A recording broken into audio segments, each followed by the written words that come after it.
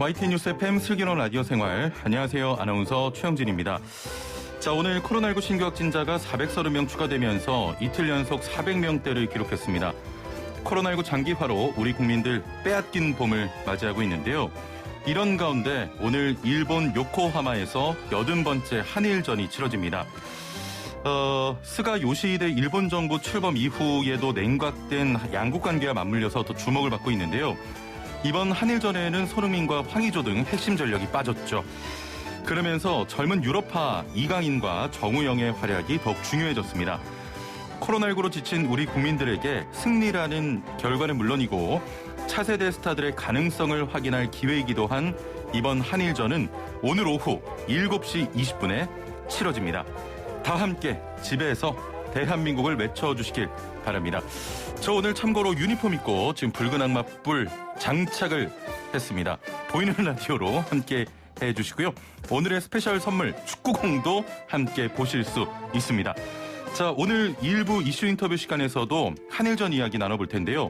한일전이 성사된 배경과 양 팀의 전력을 분석해 보겠습니다. 박문성 해설위원과 함께하고요. 2부는 노무상담 준비되어 있는데요. 오늘은 코로나19로 인해서 직장에서 벌어지고 있는 일들과 해결 방안에 대해 알아보도록 하겠습니다. YTN 뉴스 FM 슬기로운 라디오 생활 지금 바로 출발합니다. 네. 한일전 분위기 물씬 납니다. 1부는 생활 속 이슈들을 속속들이 들어보는 이슈 인터뷰 시간입니다. 자, 말씀드렸던 대로 오늘 저녁 7시 20분 일본 요코하마 니슨 구기장에서 80번째 한일전이 치러집니다. 코로나19 상황에서 해외 원정 경기에 대한 우려도 있었지만 2011년 8월 삿포로 이후 10년 만에 친선전이 열리면서 팬들의 기대도 양측 선수들의 각오도 상당한데요. 자, 오늘 경기 박문성 축구 해설위원과 함께 짚어보겠습니다. 안녕하세요. 네, 안녕하세요. 예. 네. 뿔 왜 안 쓰십니까?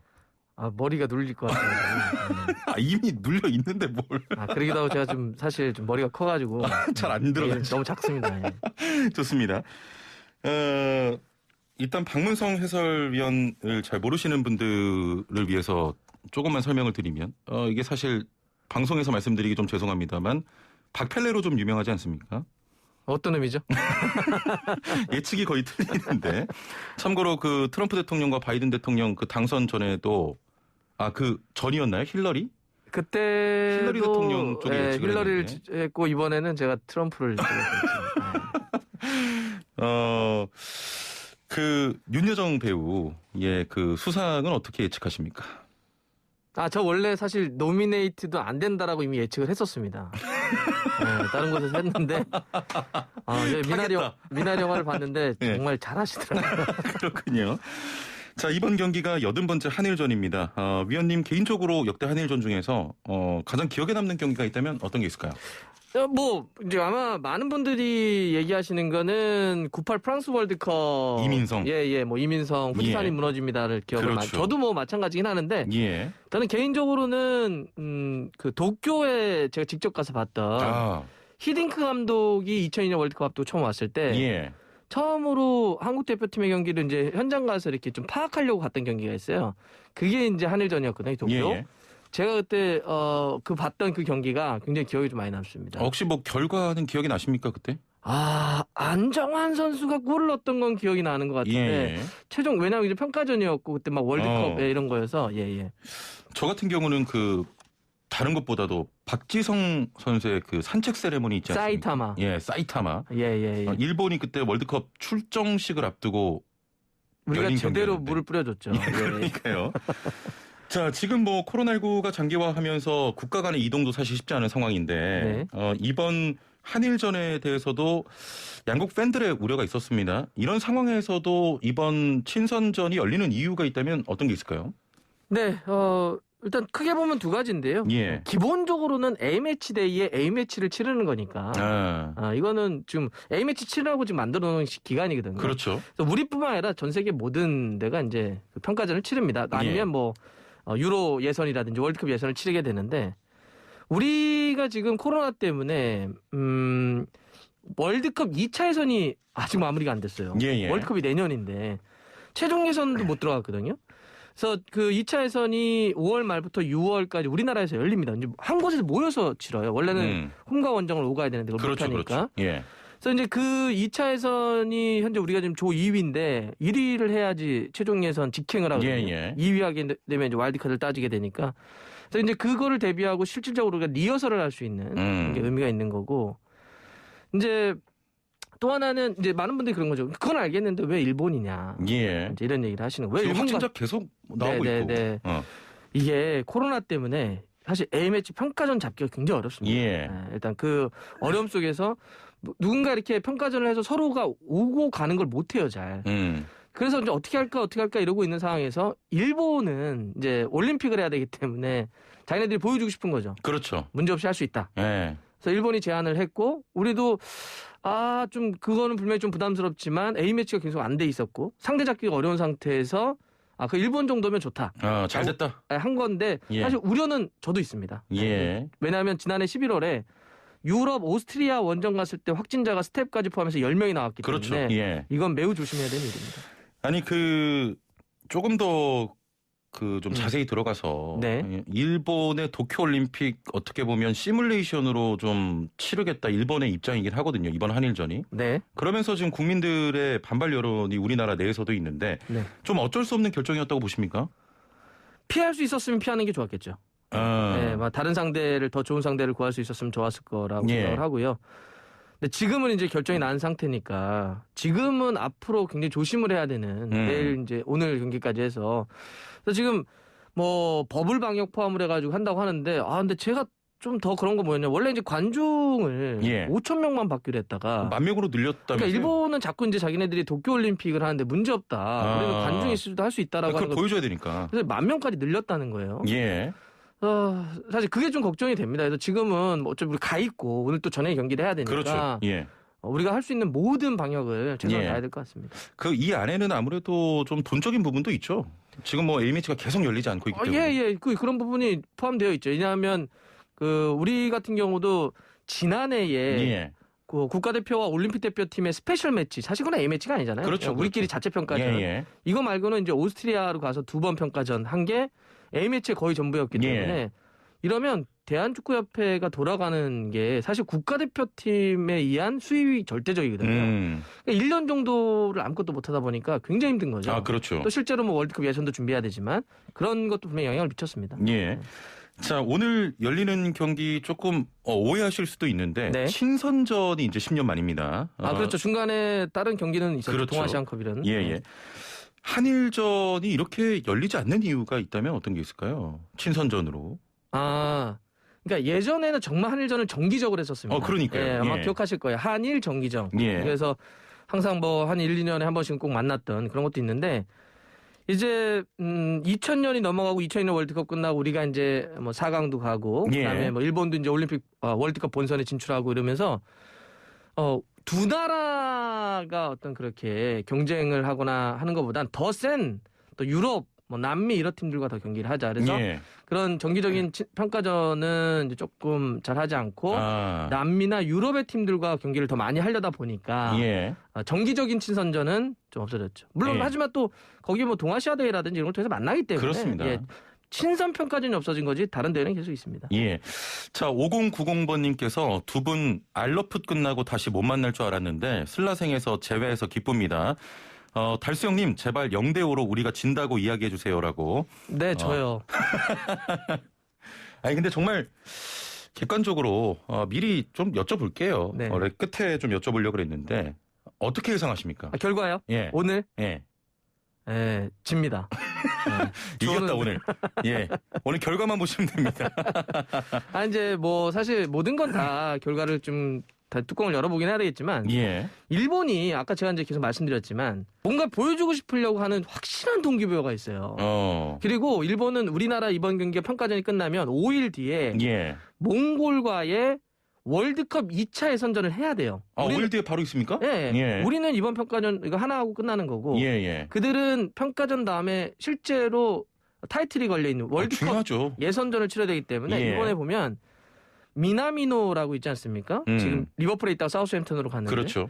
뭐 이런 선수라든지 유럽에서 뛰는 9명을 전부 불러들였어요. 그럼 거의 최정예 멤버인데요. 최정예입니다. 최정예 멤버. 우리 같은 경우는 뭐 손흥민, 황의조, 황희찬, 뭐 이재성, 황인범, 혹은 뭐 중국에서 뛰고 있는 김민재, 손준호 상당히 많은 선수들이 빠졌기 때문에 예. 객관적인 차이는 조금 차이가 날 수는 있는데 물론 이제 우리도 발렌시아의 이강인이라든지 예. 프라이브루크의 정우영 선수 같은 선수들이 오긴 했는데 근데 이제 저런 건 있는 것 같아요.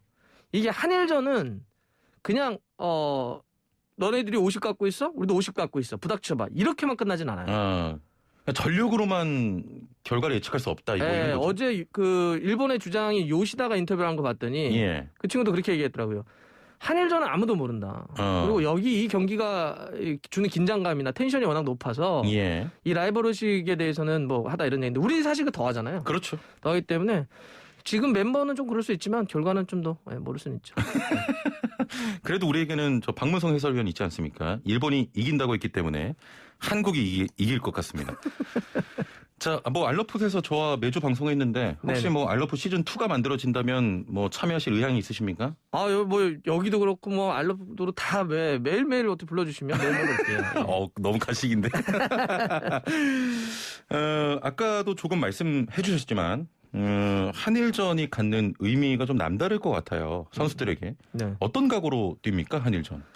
근데 이제 그게 조금 디테일하게 안으로 들어가 보면 세대별로 좀 차이는 있어요. 온도 세대별로? 차이가. 예. 그러니까 예를 들면 나이가 좀 있는 베테랑들 같은 경우는 물어보면 일본은 무조건 이겨야죠. 가위바위보를 해도 이겨야 돼요. 저는 무조건 이길 겁니다. 이렇게 얘기를 하고요. 조금 이제 좀 젊어질수록 일본이요? 뭐 평가전이죠 뭐. 이게 좀 있어요. 이런 성향들이. 그래서 나이가 어릴수록 일본도 우리가 싸울 수 있는 여러 팀 중에 하나다. 이렇게 얘기하는 경향들이 좀 있고 나이가 좀 있는 선수들 같은 경우는 일본은 다릅니다. 이렇게 얘기하는 게 있는데 전체적으로는 아무래도 한일전이 갖고 있는 그 텐션들은 다 갖고 있죠. 자꾸 알러풋 이야기해서 좀 그렇습니다만 알러풋 할 때 그 호사카 유지 세종대 교수와 함께 같이 방송을 한일전 특집을 했었는데 그때 호사카 유지 교수님께 일본 내 반응은 어떠냐라고 여쭤보니까 한국만큼 심하진 않다. 그 열기가. 맞아요. 실제로 현지에서 중계했을 때의 분위기는 좀 어떻습니까? 이제 우리는 사실 한일전에 다른 감정들과 역사의식까지 다 들어가잖아요. 사실. 그건 어쩔 수 없죠. 당연히 우리가 일본을 바라보는 관점이니까. 그렇죠. 그렇기 때문에 우리는 모든 걸 다 해가지고 이렇게 약간 던지는 스타일이라고 한다면 일본은 그냥 축구적으로만 다가와요. 축구적으로만. 그래서 약간 두 가지 느낌인데 하나는 예전에 축구적으로 우리한테 당했던 거 있죠. 사실 최근에 5번의 맞대결은 2승 1무 2패로 똑같아요. 하지만 역대전적에서 차이가 많죠. 역대전적으로 차이가 굉장히 많기 때문에 우리가 한국한테 축구 안 됐었는데 요즘은 되는 거 아니야? 이래서 응원을 좀 막 하는 게 있고 그다음에 그들도 이제 약간 좀 다른 시스템에 대해서는 자기네들이 좀 앞서 있다라고 얘기를 하는데 하지만 인정하는 건 뭐냐면 우리의 선수 손흥민 이번에 계속 그들 손흥민 얘기하는데 그럼요. 그런 유럽에서 지금 탑급으로 뛰는 선수들 같은 경우는 한국이 훨씬 더 뛰어나다고 생각하고 있거든요. 그래서 그런 팀을 이기고 싶어하는 이런 성향들이 강하죠. 굉장히 축구적으로만 좀 많이 보는군요. 우리나라와 다르게. 조금 달라요.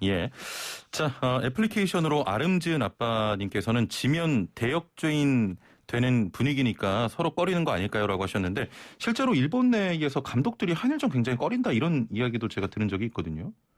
아닙니까? 그러면? 왜냐하면 그 얘기는 예를 들면 그거 일본 감독이어야 되는데 일본도 한동안 상당히 그 외국인 지도자를 많이 썼기 때문에 그렇죠. 그 인식이나 이러진 않을 거예요. 축구적으로 많이 다가갔을 거고. 근데 아무래도 이제 뭐 한일전이 갖고 있는 건 듣겠죠. 그런 거에 대한 부담감은 있겠죠. 그렇습니다. 자, 9676번님, 박문성 위원님 진짜 사랑합니다.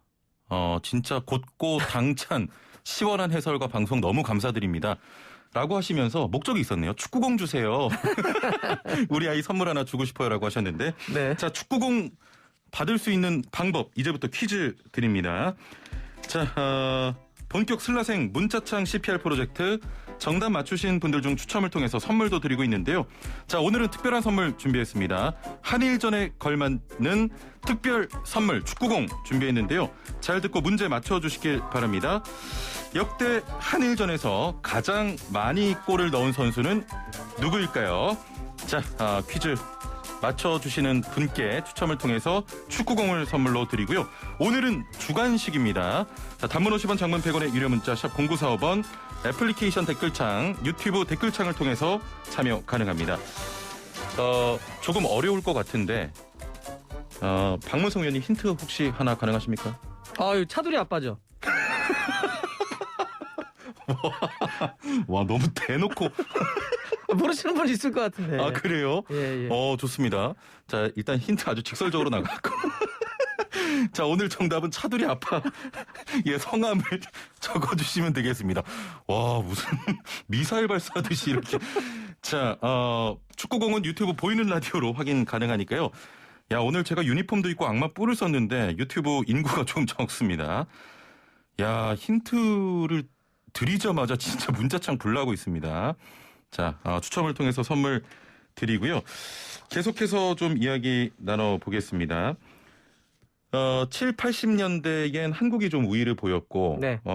조금 전에도 말씀하셨지만 최근 10년간의 양국의 또 전적을 비교해보면 호각세예요. 네, 맞습니다. 객관적으로 최근 좀 종합을 했을 때 좀 어려운 질문일 수 있습니다만 한국과 일본 중에 객관적인 실력은 누가 우위에 있다고 평가하십니까? 이제 이게 모든 스포츠가 똑같지만은요. 이런 질문 진짜 싫어해. 내가 아니. 그게 아니다.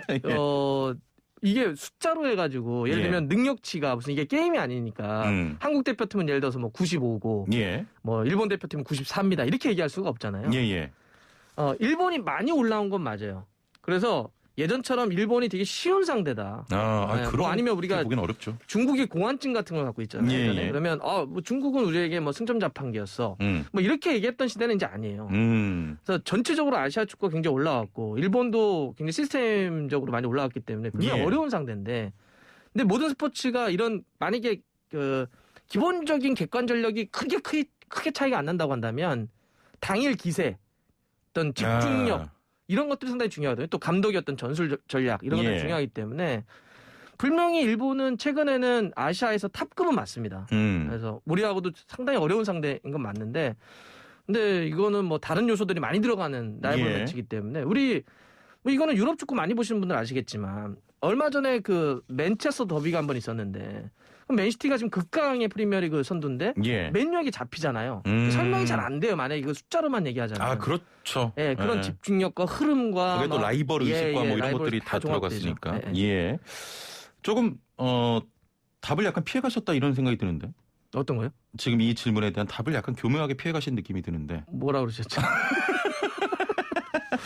아니 그 아시아 얘기 나왔으니까 말인데 지금 아시아 최고는 누구라고 좀 생각하세요? 아시아 최고요?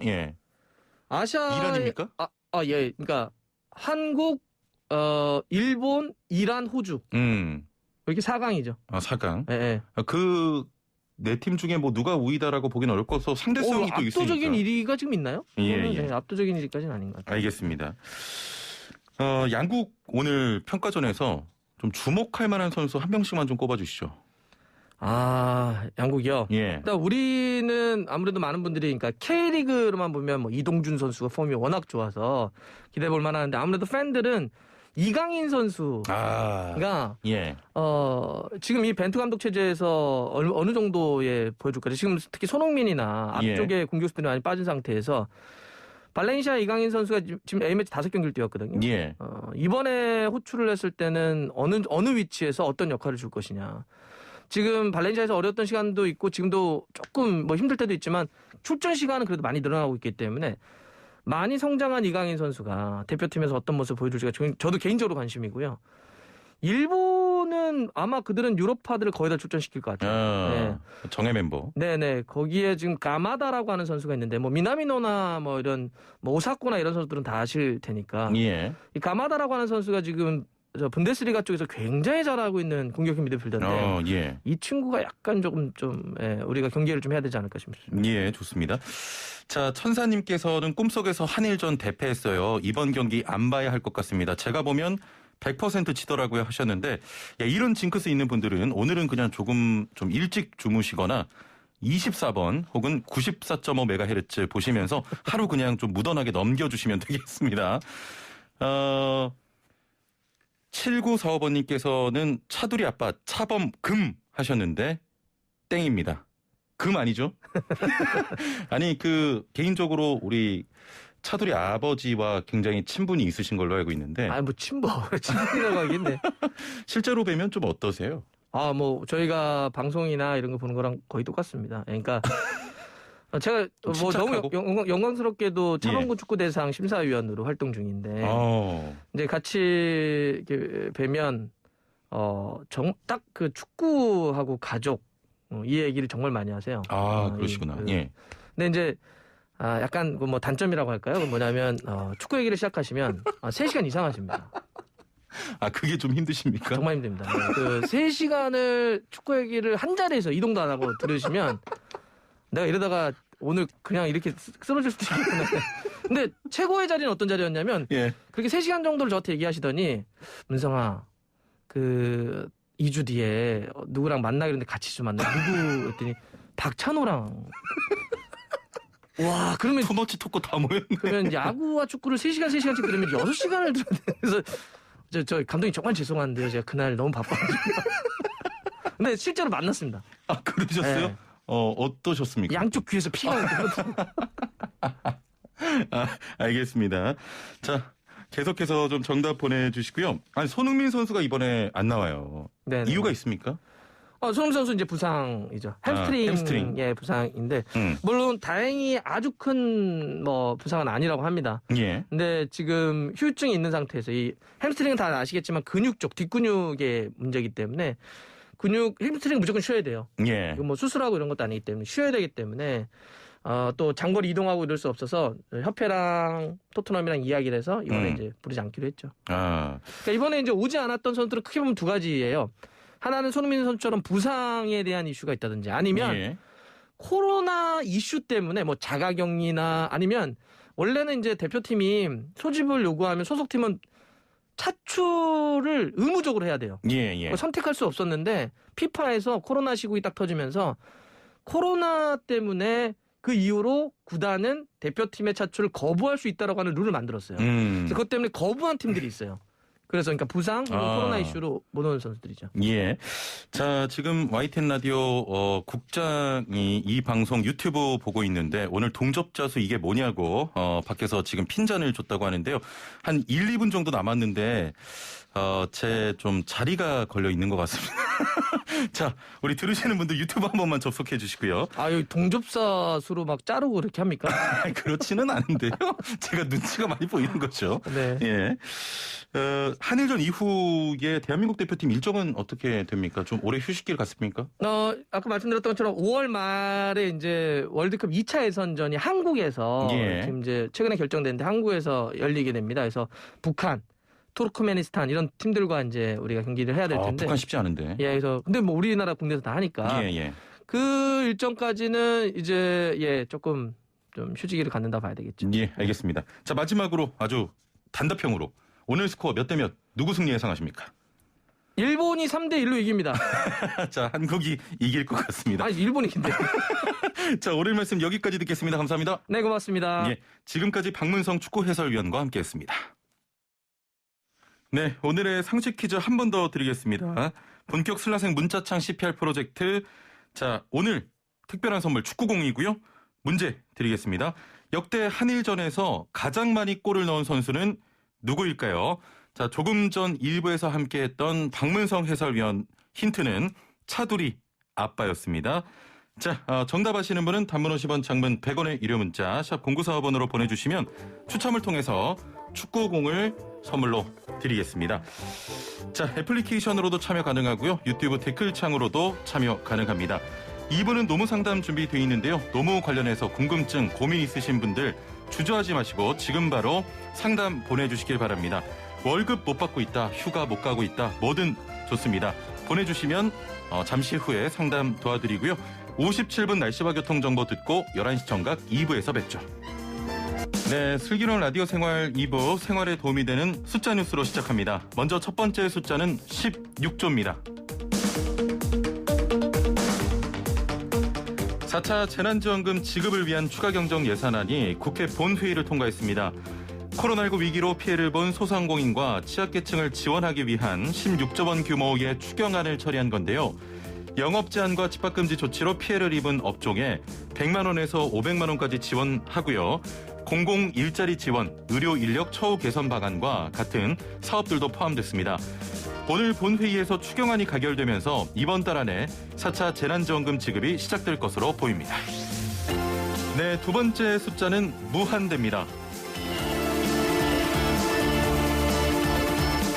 한국토지주택공사 투기방지 3법이 어제 국회를 통과했습니다. 미공개 정보를 이용해서 공직자가 부동산을 사고 팔면 최대 무기징역에 처하고요. 투기로 얻은 이익의 3배에서 5배를 벌금으로 물리는 내용이 담겨 있는데요. 다만 LH 사태 재발을 막기 위한 공직자 이해 충돌 방지법은 공직자 범위에 대해 여야 간 조율이 끝나지 않아 아직은 상임위원회 문턱을 넘지 못한 상태입니다.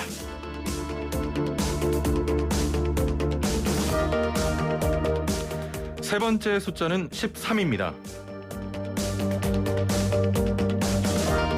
네, 아이폰 13 디자인이 공개됐습니다. IT 전문 매체 맥루머스에서 차세대 아이폰으로 추정되는 사진을 공개한 건데요. 노치라고 하는 움푹 파인 디자인이 작아지고 핸드폰 가로가 많이 짧아졌습니다. 기존 중앙에 위치했던 수화부 스피커가 상단으로 이동한 것도 확인할 수 있었는데요. 전면 유니 패널도 눈에 띄었습니다. 차기 아이폰은 올해 9월 말 출시가 유력하다고 하는데 아이폰 유저들은 벌써부터 기대하는 목소리를 내고 있습니다. 네, 마지막 숫자는 80입니다.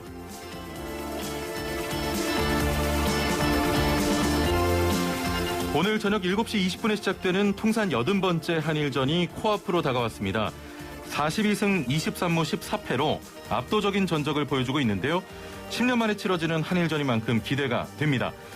한편 일본 선발 고교 야구대회에서 사상 처음으로 한국어 교가가 울려 퍼져 화제인데요. 교토국제고가 시바타고와의 경기에서 연장 접전 끝에 5대4로 승리하면서 경기 규칙상 1회 말 공격 후 틀어졌던 것을 포함해 한국어 교가가 2차례 흘러나왔습니다. 자, 다 같이 외쳐주십시오. 대한민국! 지금까지 생활에 도움이 되는 숫자 뉴스였습니다. 네, 슬기로운 생활을 위한 생활백서. 매주 목요일은 매일 먹는 식품, 건강 찾아주는 약품, 제대로 먹고 올바르게 사용하는 방법을 알아보겠습니다. 자, 여러분도 챙겨 먹는 건강식품 있으신가요? 식약처에서 건강기능식품에 대한 인식도를 조사했는데 응답자 중 무려 68.9%가 건강기능식품을 구입해서 먹고 있다고 답했습니다. 건강에 대한 관심과 함께 확대되고 있는 건강기능식품 시장. 오늘은 건강기능식품에 대한 인식도 조사 결과와 함께 새롭게 추진되고 있는 맞춤형 건강기능식품 제도에 대해 알아보려고 합니다.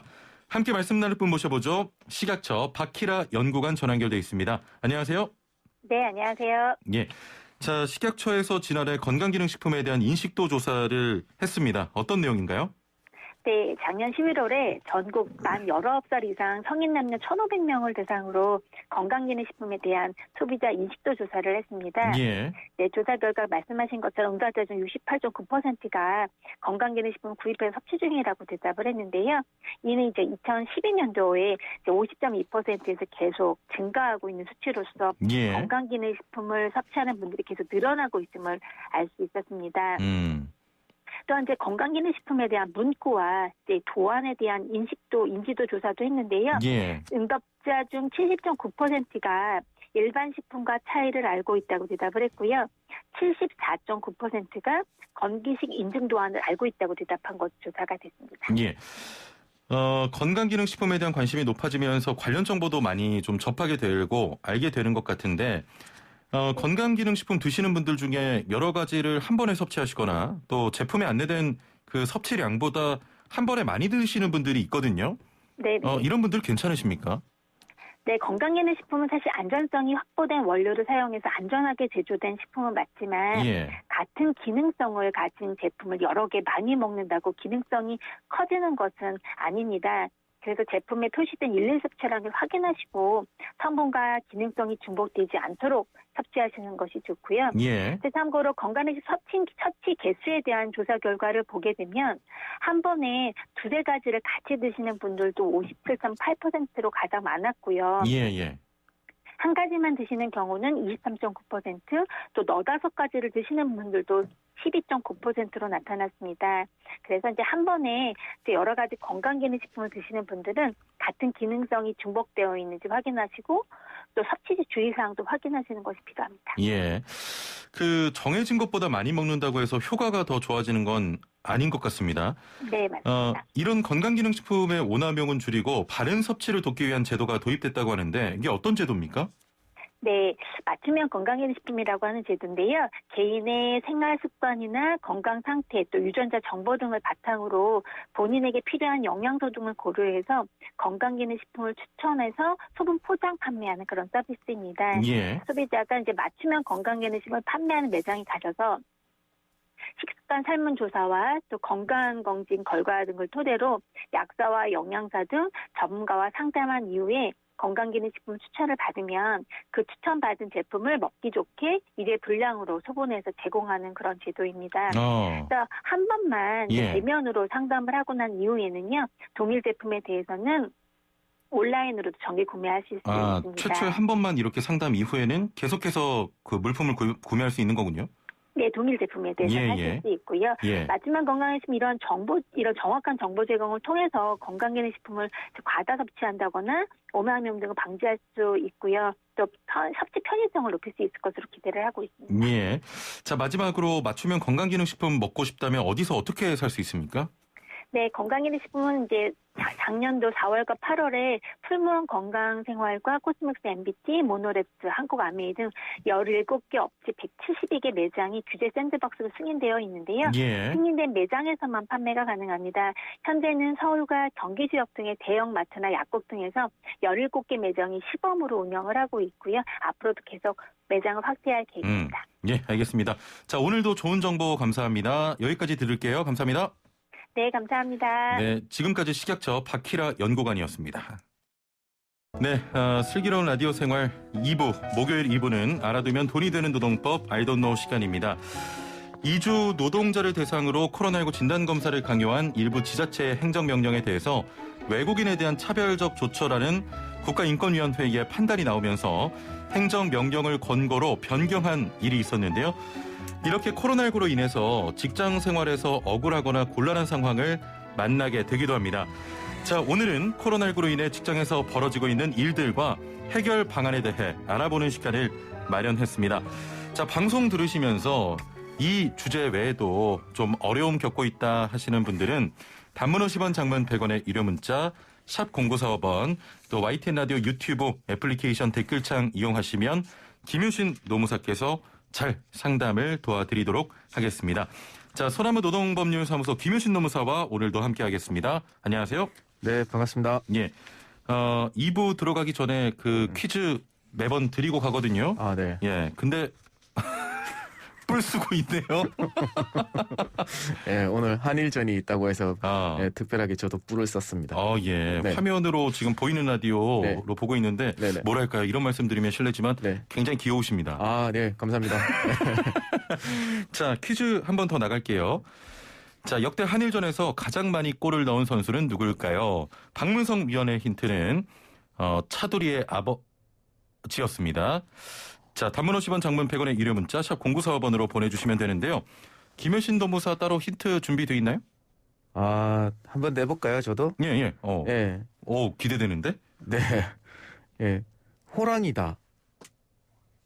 아, 이런 건 안 됩니까? 중간에 호랑이가 있어가지고. 아, 뭡니까, 이게? 죄송해요. 예. 아, 너무 구식인가 봅니다, 지금. 예. 아, 예. 예. 깜짝 놀랐네, 힌트, 진짜. 예. 아, 왠지, 이분, 이름이 엄청 좋으신 것 같아요, 진짜. 지금 예. 보니까. 예. 아, 그만하세요.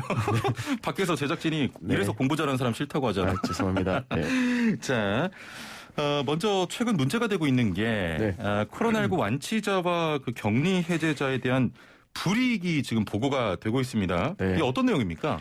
아까도 말씀해 주셨지만 외국인 노동자들에 대한 그 코로나 검사도 그렇고요. 예. 지금 완치되셔서 퇴원하신 분이나 격리 해지되신 분들에 대한 우리의 뭐 감수성이라 할까요? 그런 게 좀 많이 부족한데요.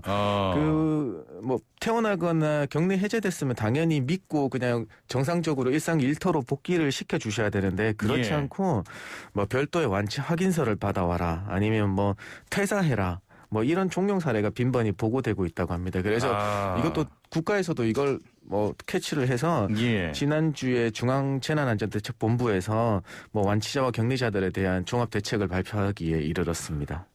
그러니까 코로나19 감염돼서 치료받고 완치했는데도 불구하고 회사에서 지금 뭐 불이익을 주는 거군요. 한마디로. 네, 그렇죠. 예. 네. 자, 직장에서 코로나19 완치자들에게 복귀할 때 PCR 음성 확인서를 요구를 하고 또 제출하지 않으면 복직을 이렇게 받아주지 않는 일도 있다고 하는데요. 네. 이게 법적으로 가능한 겁니까? 네, 왜냐하면 법적으로는 안 되죠, 사실. 왜냐하면 완치가 됐다는 걸 국가에서 확인해 줬는데. 그렇습니다. 네, 회사에서 할 수는 없는데 이게 왜 그런가 하면 우리가 너무 규정들에 얽매여 있어서 그래요. 회사의 규정이나 어떤 근로계약서 보면 복직할 때 뭐 병가를 써서 병으로 복직할 때는 그의 확인하는 의사 진단서나 더 그런 소견서 같은 걸 원하고 있거든요. 그래서 그걸 받아오라는 입장에서 계속 요구하고 되는데요. 이게 워낙 좀 문제화되고 있으니까 지금 격리 해제 확인서에서 이제 국가에서 격리 해제자는 감염 전파가 우려가 없고 PCR 음성 확인서는 불필요하다는 문구를 꼭 넣어줘서 발급해 주기로 했습니다. 아, 그렇군요. 네, 그래서 이걸 제출하시면 될 것 같아요. 이제. 네.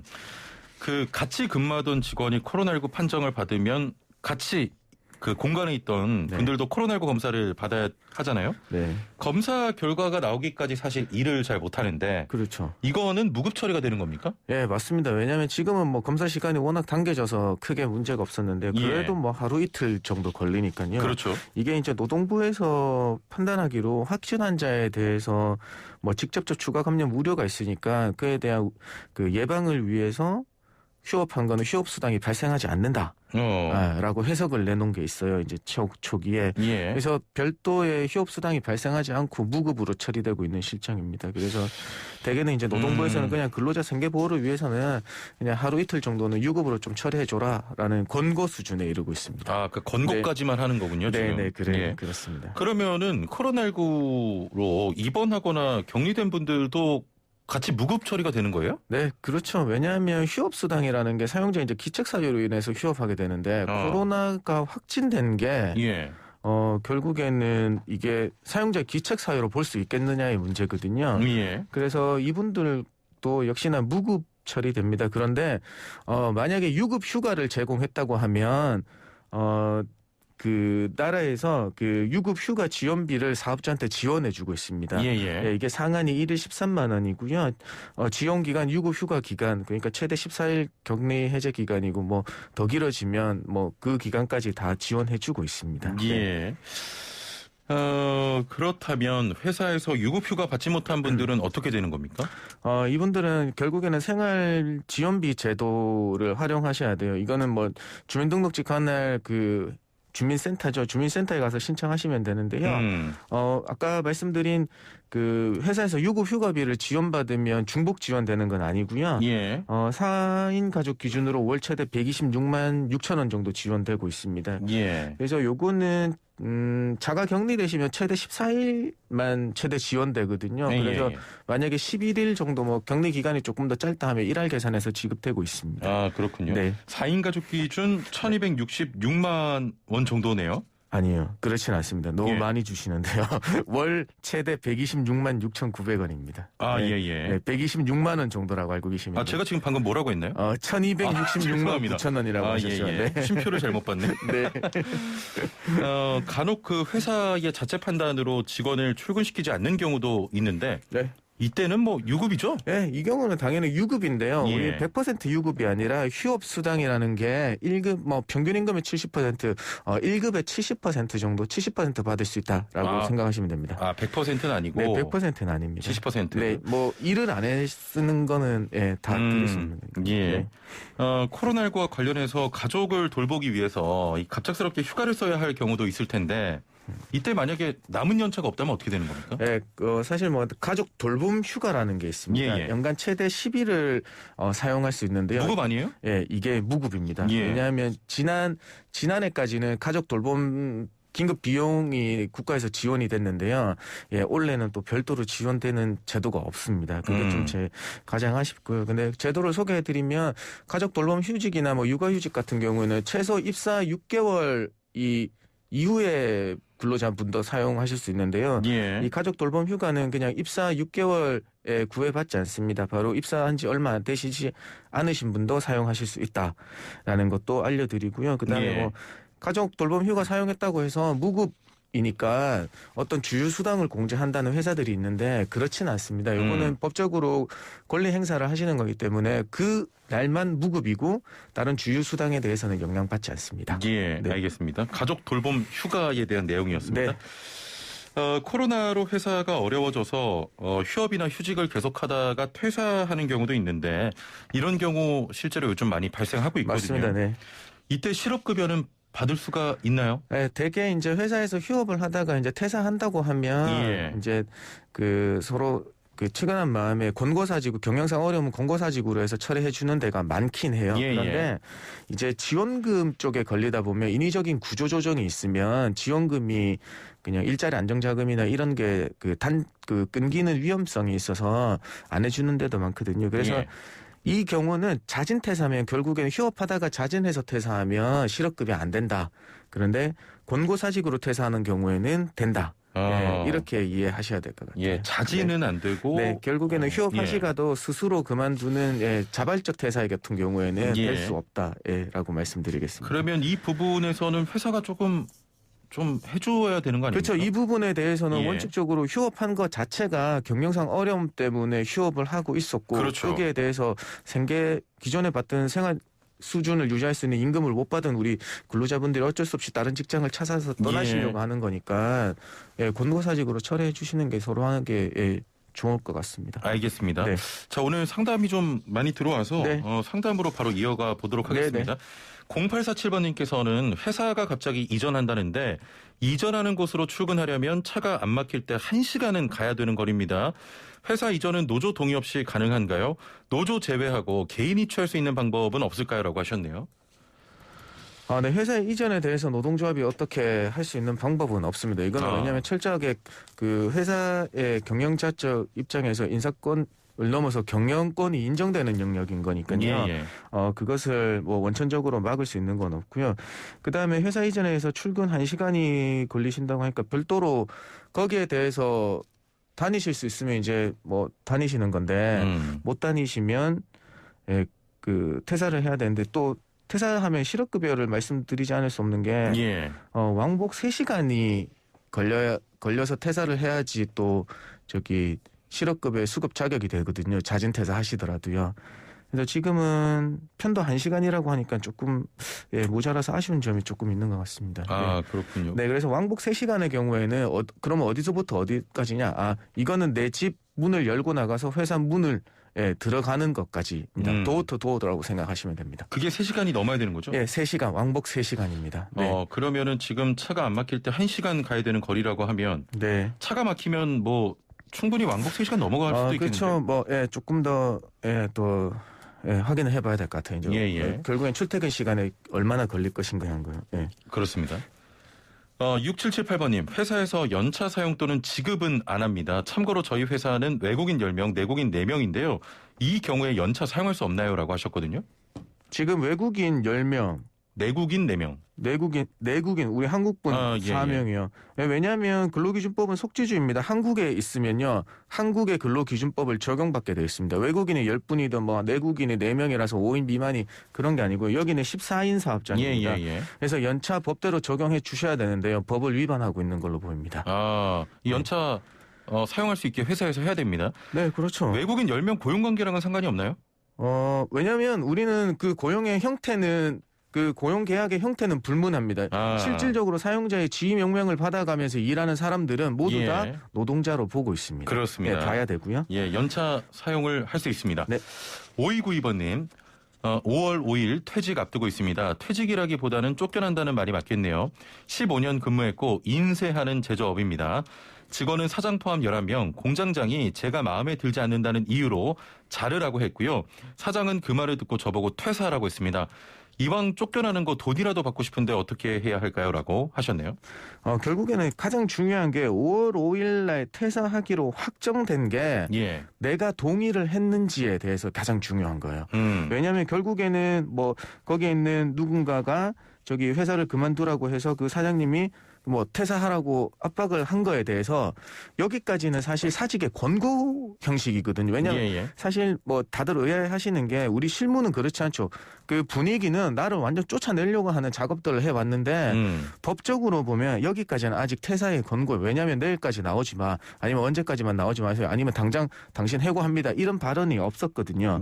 그래서 여기에서 5월 5일까지만 근무하세요라고 해서 그만두는 건지 아니면 이런 과정들이 있다가 그럼 언제 그만둘 거예요. 그래서 내가 그러면 뭐 언제까지만 일하겠습니다라고 하면 두 분 관계의 그 근로계약의 해지에 관한 합의가 있었다고 봐야 되거든요. 그러면 이거는 합의 해지의 경우니까 해고에 해당될 수가 없어요. 그래서 우리 질문 주신 분이 이 퇴사가 이루어진 5월 5일로 확정된 경위들을 다시 한번 살펴보셔야 돼요. 아, 그렇군요. 네, 그 회사에서 일방적으로 5월 5일까지만 근무하시오. 라고 했으면 해고고요. 그게 아니라 5월 5일에 대한 서로 간의 합의, 퇴사일에 대한 합의가 있었으면 해고라고 보기 어렵죠. 그럼 이렇게 되면은 그 퇴직금만 받게 되는 겁니까? 그죠. 퇴직금은 그대로 계산해서 받으시면 되고요. 다른 우리가 해고가 발생했을 때 받을 수 있는 한 달 전에 해고하지 못하면 해고 수당이라는 거. 근데 5월 5일이니까 벌써 30일 뒤로 가 있으니까 해고 수당은 발생할 여지가 없는 거예요. 그래서 나중에 부당해고 구제 신청을 할 수 있냐 없냐 이런 문제들이 있는데 좀 자세하게 더 확인해 보시면 좋겠습니다. 알겠습니다.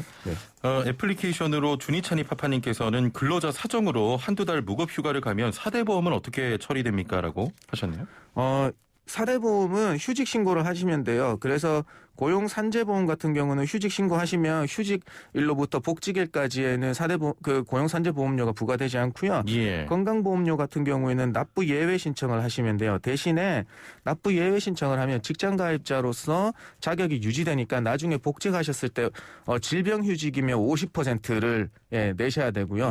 그다음에 국민연금 같은 경우에는 여기도 역시나 납부 예외를 하시면 되니까 그 기간만큼은 나중에 연금을 받을 때 기간에서 빠지고요. 그 지금의 소득에 대한 연금 보험료도 그 기간만큼 내지 않으셔도 됩니다.